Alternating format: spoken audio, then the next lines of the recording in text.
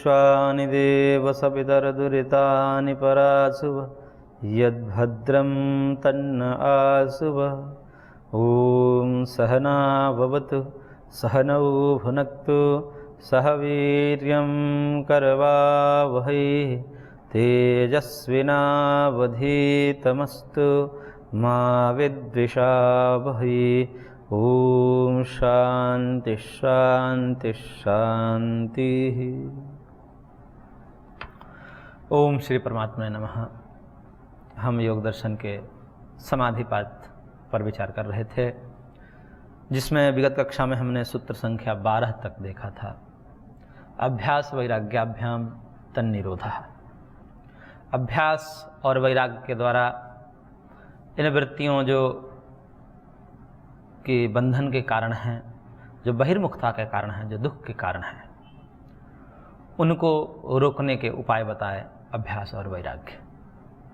और इसी बात को भगवान श्री कृष्ण ने भी गीता में कहा, अभ्यासेन तु कौन्तेय वैराग्येण तु गृह्यते। अभ्यास से और वैराग्य से इस मन को निग्रह करो। हालांकि मन का निग्रह करना बड़ा कठिन है, फिर भी अभ्यास और वैराग्य के द्वारा ये दो ऐसे उपाय हैं जिससे इस चंचल मन को भी वशीकार में किया जा सकता है, निग्रह किया जा सकता है।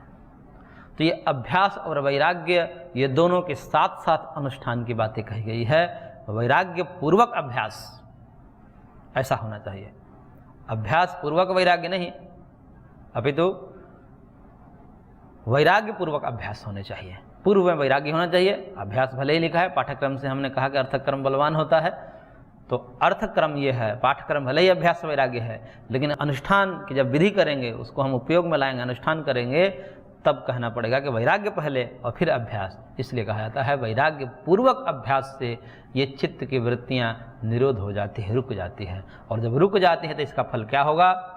इसका फल होगा संप्रज्ञात योग अथवा असंप्रज्ञात योग। उसी को कहते हैं संप्रज्ञात समाधि अथवा असंप्रज्ञात समाधि। तो अभ्यास और वैराग्य, ये दो उपायों का वर्णन महर्षि ने किया। अब ये अभ्यास क्या होते हैं, वैराग्य क्या होते हैं, इसके लक्षण भी बताने पड़ेंगे, स्वरूप भी बताने पड़ेंगे कि ये अभ्यास क्या है।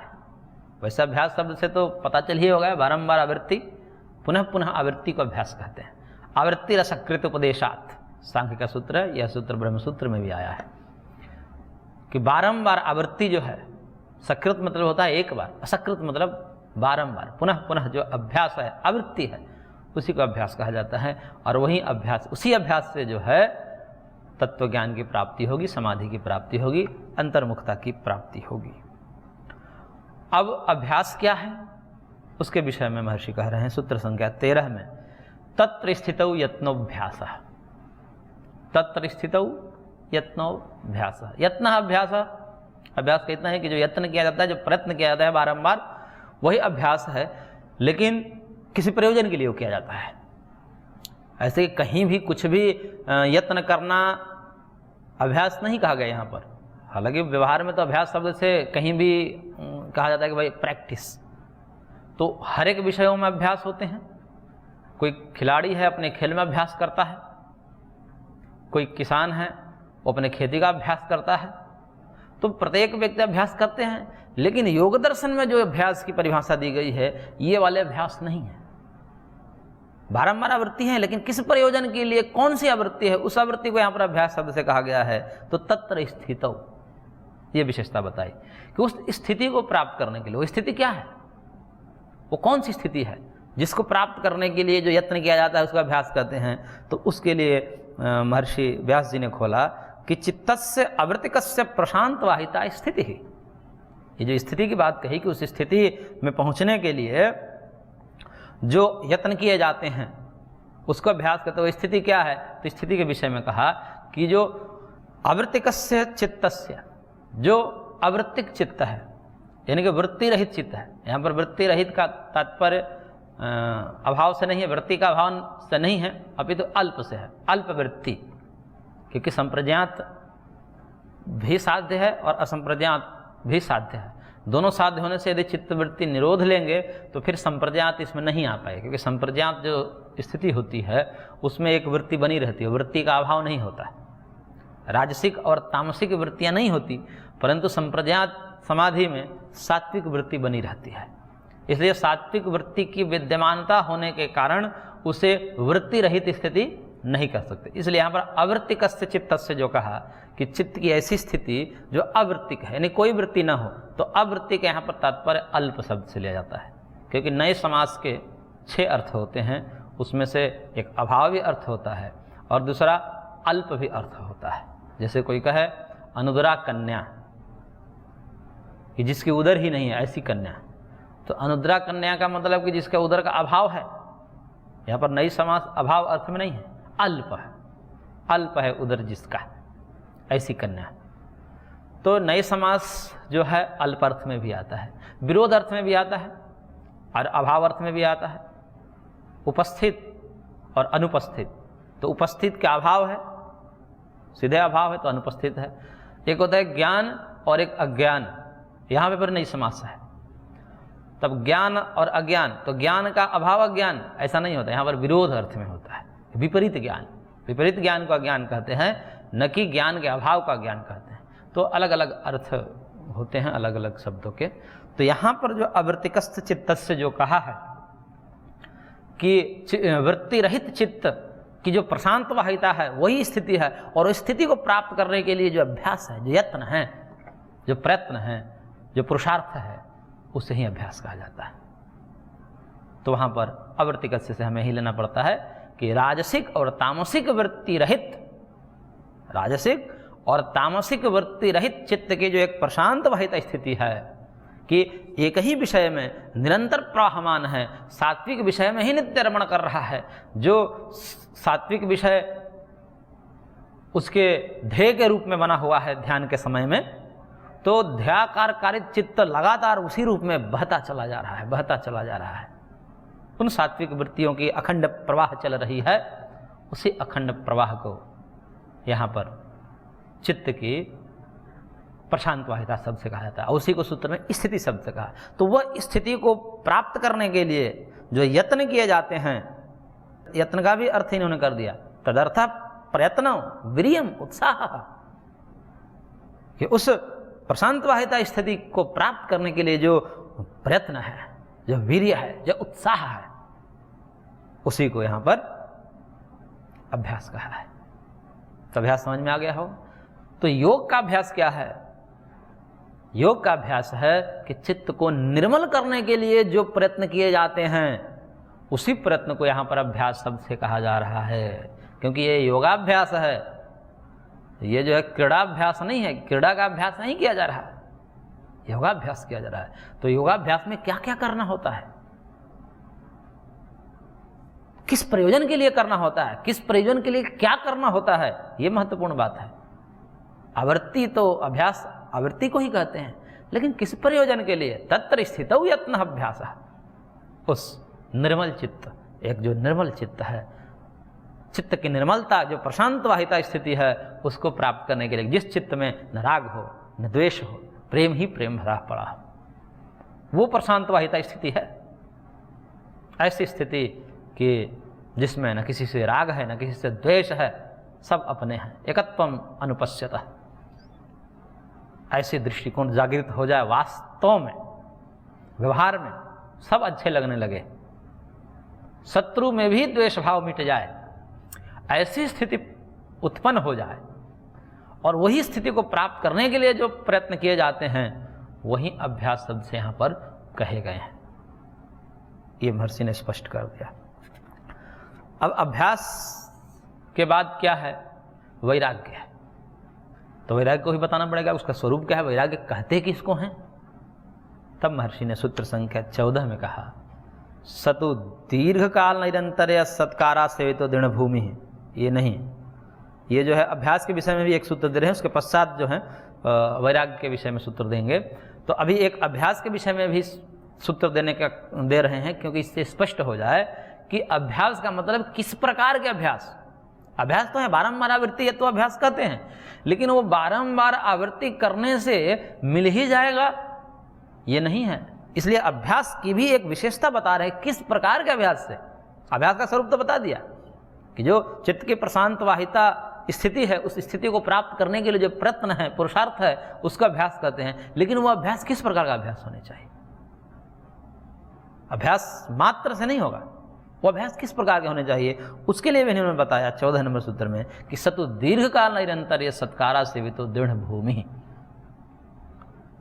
कि वो जो अभ्यास है, वही अभ्यास जब दीर्घ काल तक चलना चाहिए। ऐसा नहीं कि 10 दिन किया फिर बंद कर दिए, वो भी अभ्यास ही है। कोई किसी से पूछे, कोई खिलाड़ी से कोई व्यक्ति पूछा कि भाई आप जो इस स्थिति में आए हो, आपको जो है दुनिया नाम ले रही है, इसके राज बताइए क्या है, कैसे आप पहुंचे? उसने कहा कि सब अभ्यास की महिमा है। अभ्यास हमने खूब किया, दिन रात अभ्यास किया। तो कहने कि अब अच्छा अभ्यास किया। अब इसने भी शुरू कर दिया अभ्यास। 1 महीना किया अभ्यास और फिर जाकर कहा कि हमारा तो चयन ही नहीं हुआ, हमारा तो उस प्रकार से हमारी स्थिति नहीं आई। अभ्यास तो किया है उसने, लेकिन वह अभ्यास दीर्घकालिक नहीं है। दीर्घकालिक नहीं है उसमें। 1 महीना किया, छोड़ दिया। फिर ऐसे अभ्यास से थोड़े प्राप्त की जाती है उस स्थिति को। उस स्थिति को प्राप्त करने के लिए अभ्यास की दीर्घकालिकता होनी चाहिए। दीर्घ काल तक अभ्यास होना चाहिए। और चलिए दीर्घ काल तक भी कर लिया, 1 महीना किया इस साल में, 1 महीना अगले साल में, फिर ऐसे 20 साल तक मान लीजिए किया अभ्यास। अब कहेगा भाई दीर्घ काल हम तो पिछले जो है 20 साल से कर रहे हैं, लेकिन हम तो ऐसा नहीं क्रिकेटर बन पाए, कोई खिलाड़ी नहीं बन पाए। तब क्या कहा जाएगा? कह रहे कि भाई अभ्यास तो किया आपने, दीर्घ काल तो किया, निरंतरता नहीं है तुम में। निरंतर भी होना चाहिए। दीर्घकाल तो होना चाहिए, लेकिन दीर्घकाल का मतलब वेदना के बीच में छोड़ छोड़ करके, निरंतरता के साथ, अखंड रूपेण, खंड खंड मत करो उसको। दीर्घकाल तक तो करो, लेकिन वो दीर्घकाल निरंतरता के साथ चलनी चाहिए, रोज चलने चाहिए। तो जब रोज निरंतरता पूर्वक उसका एक समय बांध करके नियमितता के साथ उसको किया जाए, उस अभ्यास को, तो वह दीर्घकालिक अभ्यास जो है, और उसमें भी विशेषण दे रहे हैं कि इतने मात्र से बात नहीं बन जाएगी, ये दीर्घकालता और निरंतरता आएगी भी नहीं। उसके भी मूल बता रहे हैं, सत्कारा सेवितो दृढ़ भूमि। जब उसको सत्कार पूर्वक, उसको श्रद्धा पूर्वक जब हम उनका अभ्यास करते हैं, तो अपने आप निरंतरता भी बन जाती है, अपने आप लंबे समय तक चलता भी है। जैसे किसी को श्रद्धा नहीं है, श्रद्धा का मतलब हम सामान्य अर्थ में कहें कि रुचि नहीं है। श्रद्धा का मतलब उस विषय में उसको रुचि नहीं है। अब अरुचिकर काम को आप उससे जो है ज़्यादा दिन तक नहीं करवा सकते। किसी व्यक्ति को जो अरुचिकर काम है, उसकी इच्छा नहीं है, उसके अंदर वो ललक नहीं है, तो ऐसे कार्य को किसी व्यक्ति से ज़्यादा देर तक नहीं करवाया जा सकता। जबरदस्ती कुछ दिनों तक चलेगा, लेकिन वो ज़्यादा दिन तक नहीं चलेगा, वो टूट ही जाएगा, क्योंकि श्रद्धा नहीं है उसको, उसमें रुचि नहीं है, अंदर से ललक नहीं है। तो जब श्रद्धा हो जाती है, तो श्रद्धा जो है निरंतरता को भी बना देती है और दीर्घकालिकता को भी बना देती है, लंबे समय तक चलता भी है। किसी को गाने में रुचि है, स्वाभाविक रूप से रुचि होते हैं, कुछ वैसे बच्चे ऐसे होते हैं जिनको बचपन से गाने में रुचि होती है, उनको कहना नहीं पड़ता कि अभ्यास करो, वो चलते फिरते उठते बैठते गाते ही रहते हैं। और जिनका उसमें उत्साह नहीं है, जिनकी कोई उसमें रुचि नहीं है, उनको बार बार कहना पड़ता है कि रोज अभ्यास करना चाहिए आपको, बार बार कहना पड़ता है, फिर भी वो नहीं करते। क्यों? क्योंकि श्रद्धा नहीं है उनके अंदर उन विषय में। तो जिनको जिस विषय में श्रद्धा हो जाती है, उसमें निरंतरता भी आ जाती है और फिर लंबे समय तक वो टिक भी जाता है। तो ऐसे अभ्यास जो दीर्घकाल पर्यंत चले और निरंतरता के साथ चले, तो वो अभ्यास दृढ़ भूमि को प्राप्त हो जाता है। दृढ़ भूमि का मतलब परिपक्व हो जाता है, और ऐसे परिपक्व अभ्यास ही संप्रज्ञात समाधि अथवा असंप्रज्ञात समाधि की स्थिति को प्राप्त करने में समर्थ होता है। सामान्य अभ्यास नहीं, दृढ़ भूमि का अभ्यास से चित्त की वृत्तियों का निरोध होगा, सामान्य अभ्यास से नहीं। दृढ़ भूमि का अभ्यास, परिपक्व। जैसे किसी व्यक्ति ने इतना अभ्यास कर लिया है गाने का कि अब उसका अभ्यास गायन परिपक्व हो चुका है। अब उसको अभ्यास करने की आवश्यकता नहीं है, कहीं खड़ा करके उसे गवा लीजिए, कुछ भी गा देगा। लेकिन जो नए नए गायक हैं उनके लिए प्रैक्टिस करना पड़ता है बारंबार, कि भाई पहले उसको, जिसको आज प्रस्तुत करना है उसको कई बार गाना पड़ता है। ऐसे ही जो खिलाड़ी होते हैं, जो प्रदर्शन करना होता है खेल में उनको, तो उससे पहले प्रैक्टिस करते हैं खूब। लेकिन जो परिपक्व हो चुके हैं, इतने हजारों मैच खेल चुके हैं, उनके लिए क्या है, वो सीधे जाएंगे और मैच खेल के अच्छा से आ जाएंगे, उनको प्रैक्टिस करने की आवश्यकता भी नहीं, क्योंकि इतने कर चुके हैं, परिपक्व हो चुके हैं कि उनका अभ्यास बन चुका है। तो वैसे अभ्यास ही आपको उस स्थिति को प्राप्त कर, ये कहीं भी सूत्र लागू हो जाएगा। ये तो योग के विषय में सूत्र लागू किया जा रहा है, क्योंकि यहाँ पर विषय ही योग है, विषय ही समाधि है। लेकिन इस सूत्र को कहीं भी घटा सकते हैं, ये सार्वभौम सूत्र है। तात्पर्य बदल लीजिए, प्रयोजन बदल लीजिए। पढ़ाई में है कि कोई कहे कि भाई किस पढ़ाई से नौकरी लगती है, तो कहते हैं कि भाई लंबे समय तक पढ़ना पड़ता है, तैयारी करना पड़ता है। तो उसने तैयारी किया छोड़ छोड़ कर, 2 दिन किया, अभी 4 दिन भाई सोया, घूमा और कहा कि हमने तो भाई 10 साल से तैयारी कर रहे हैं, नौकरी ही नहीं लग रही। दीर्घकाल तो किया उसने, लेकिन निरंतरता नहीं है। निरंतरता के साथ भी होवे, दीर्घकाल तक होवे तो भी नहीं लगे, तब कहा जाएगा श्रद्धा नहीं है आपकी उसमें। आप जो है खाना पूर्ति के लिए सब कर रहे हो, घर का दबाव है या जो भी कहो, कि एक समाज में एक ऐसी मान्यता है कि जो लड़का पढ़ता है उसको अच्छा माना जाता है, वो दिखावे के लिए आप लगे हुए हो, लेकिन रुचि नहीं है आपकी उसमें, श्रद्धा नहीं है, उस पढ़ाई में श्रद्धा नहीं है। तो जब पढ़ाई में श्रद्धा नहीं होती तो कितना भी करिए वो गृहीत नहीं होगा, ग्रहण ही नहीं होगा, वो आपका स्वभाव नहीं बन पाएगा, दृढ़ भूमिक नहीं हो पाएगा। जिनकी श्रद्धा होती है कि धीरे धीरे पढ़ाई अच्छा लगने लगता है, पढ़ाई में उनकी रुचि होने लगती है, फिर उनको जो है वो अभ्यास इतने परिपक्व हो जाते हैं कि उनको 2-4 घंटे बैठना कोई बड़ी बात नहीं होती। ऐसा 2-4 घंटे किसी को बैठने को कह दिया जाए कि पढ़ने, फिर उब जाएगा व्यक्ति। लेकिन जिसको रुचि आने लगा, जिनको रस आने लगा उन विषयों में, फिर उनको आनंद आता है, फिर कब घंटों बीत जाते हैं कुछ पता नहीं चलता। तो ऐसे ही अभ्यास जो हैं दीर्घ काल तक होवे, निरंतरता के साथ होवे और श्रद्धापूर्वक होवे,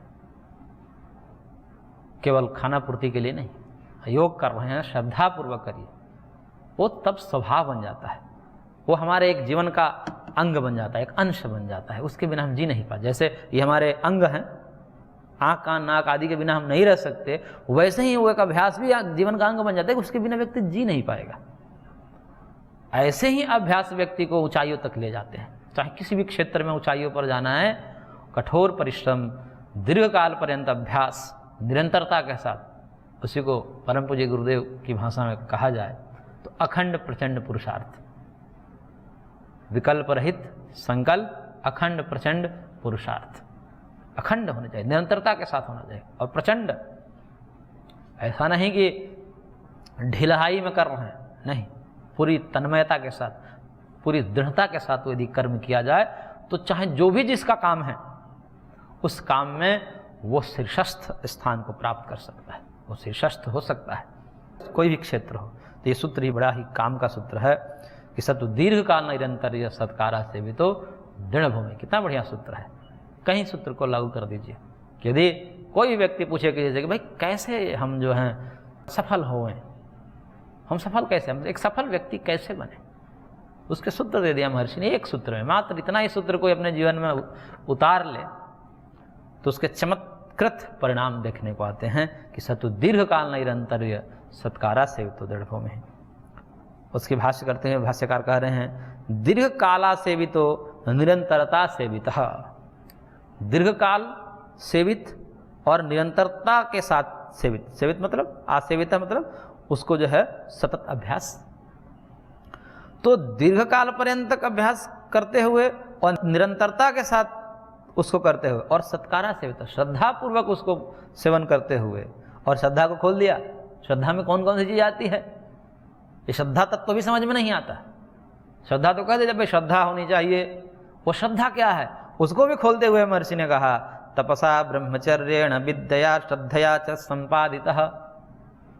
श्रद्धया, तपसा, तप पूर्वक, तप का पूर्वक जो भी कर रहे हैं उसमें चाहे भूख प्यास सर्दी गर्मी कुछ भी हो, मान अपमान हानि लाभ जस अपयस कुछ भी, इसको सहन न करते हुए, इसको जो है परवाह न करते हुए, इसको सहन करते हुए आगे बढ़ते रहना, ये तपस्या। ब्रह्मचर्यण इंद्रियों के संयमित करके अपने लक्ष्य के प्रति केंद्रित रह करके, क्योंकि इंद्रियों में भटकाव है। अभी आप इस विषय में लगे हैं, कल को आकर अपने दूसरे विषय का व्याख्यान कर देगा, बखान कर देगा, तो आपको लगे भाई ये भी करना चाहिए। अरे एक व्यक्ति सब चीज नहीं कर सकता, इसलिए भटकाव नहीं होने चाहिए, अपने लक्ष्य पर केंद्रित रहना चाहिए। काम अनंत है, कार्य बहुत हैं, लेकिन हम किसी एक कार्य में ही दक्ष हो सकते हैं। यदि किसी एक कार्य को लेकर हम चलें तो उस कार्य में हम शीर्षस्थ हो सकते हैं, यदि उस पर फोकस करें, केंद्रित करें। तो ऐसा नहीं हो कि भाई भटकाव हो जाए, कभी कुछ कभी कुछ कभी कुछ, ऐसा नहीं। तो भटकाव नहीं होना चाहिए। ब्रह्मचर्य के साथ इंद्रिय संयम होने चाहिए, इंद्रियों में संयम होना चाहिए। यदि इंद्रियों में संयम नहीं होता तो व्यक्ति अपने लक्ष्य पर केंद्रित नहीं, भटक जाता है। कब इंद्रियां उसको बहकावे में लेकर के कहाँ पतित कर देती है, ये नहीं कहा जा सकता, क्योंकि इंद्रियों के जो विषय को प्रति झुकाव है वो बहुत ही विलक्षण है। बड़े से बड़े व्यक्ति भी धराशायी हो जाते हैं, अपने मान सम्मान यश प्रतिष्ठा सबको खो देते हैं। इसलिए कहीं भी हो, कुछ भी कार्य करें, जो मूल सिद्धांत है इंद्रियों पर संयम, उसको नहीं छोड़ना चाहिए। यदि व्यक्ति जितेंद्रिय हो तो उसको कोई नहीं हरा सकता। अब यदि व्यक्ति लंपट हो, इंद्रिय लोलुप हो, तो कितना ही ऊंचे पद पर प्राप्त हो जाए, उसको गिरने में समय नहीं लगेगा। इसलिए कहीं भी हो जाए, कहीं भी रहें, किसी भी क्षेत्र में रहें, इंद्रियों पर संयम अति आवश्यक है, ब्रह्मचर्य अति आवश्यक है। नहीं तो व्यक्ति को गिरने में देर नहीं लगता, ये समाज में हम रोज देखते हैं।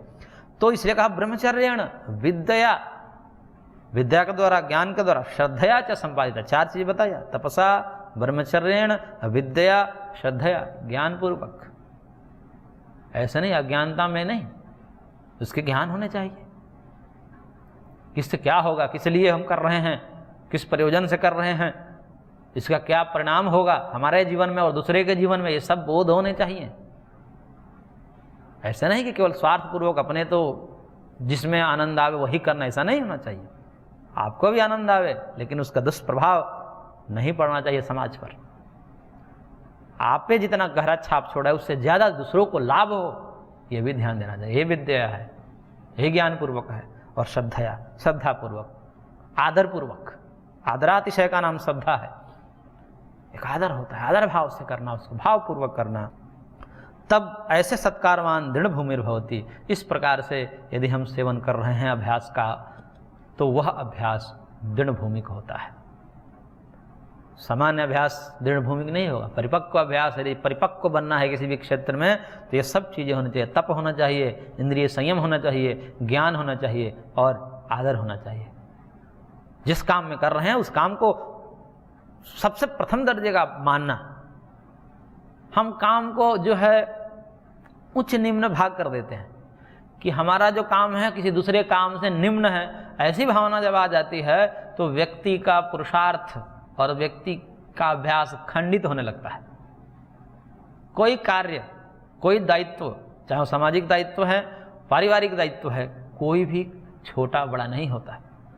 कोई कार्य छोटा और बड़ा नहीं होता। कार्य के आधार पर जो वर्णों का विभाजन किया गया, कोई ज्ञान प्रधान है, कोई क्रिया प्रधान है, कोई जो है धन प्रधान है और कोई सेवा प्रधान है। तो इसमें कोई ऊंच नीच नहीं है।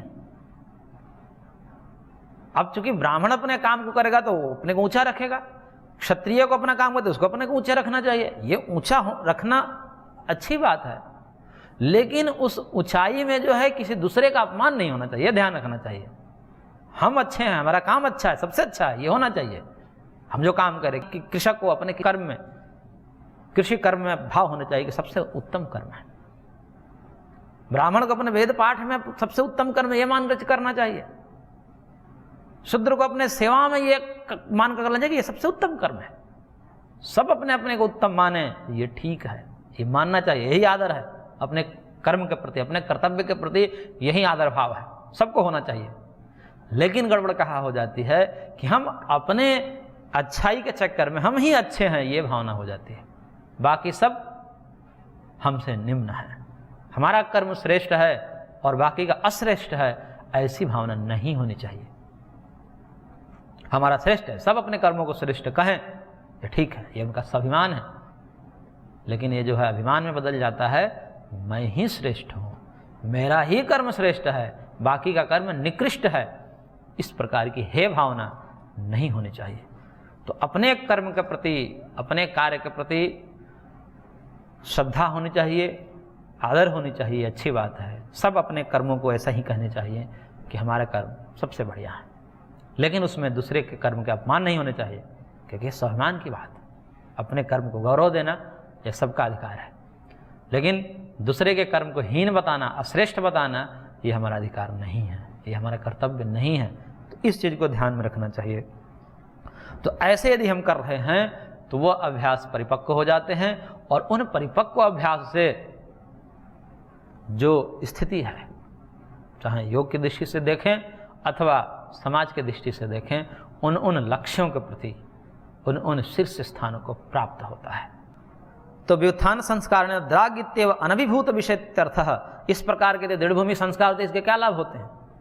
दृढ़ भूमि का अभ्यास हो गए हैं, इसके क्या लाभ हैं? तो लाभ को बता रहे हैं महर्षि कि अब दृढ़ भूमि जब अभ्यास हो जाता है तो व्युत्थान संस्कार उसको तुरंत अपने चंगुल में नहीं फंसा सकता।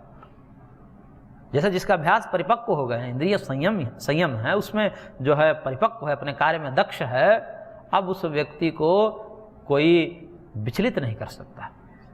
जैसे कुछ होता है कि समान रूप से कुछ विचलने आती है, कि थोड़ी सी बातें विचलित कर देती है, लेकिन जिसके दृढ़ भूमि का अभ्यास है, परिपक्व है, उसने तप के द्वारा, ब्रह्मचर्य के द्वारा, विद्या के द्वारा, श्रद्धा के द्वारा अनुष्ठान किया है, अब वो विचलित नहीं होगा, उसका विचलन बहुत कम है। वो द्रागित्यव, यानी कि तुरंत ही उसके कोई विषय हावी कर ले, अपने चंगुल में फंसा ले और अब उसको कर्म से गिरा दे, ऐसा नहीं हो सकता। उसको गिराने के लिए बहुत परिश्रम करना पड़ेगा।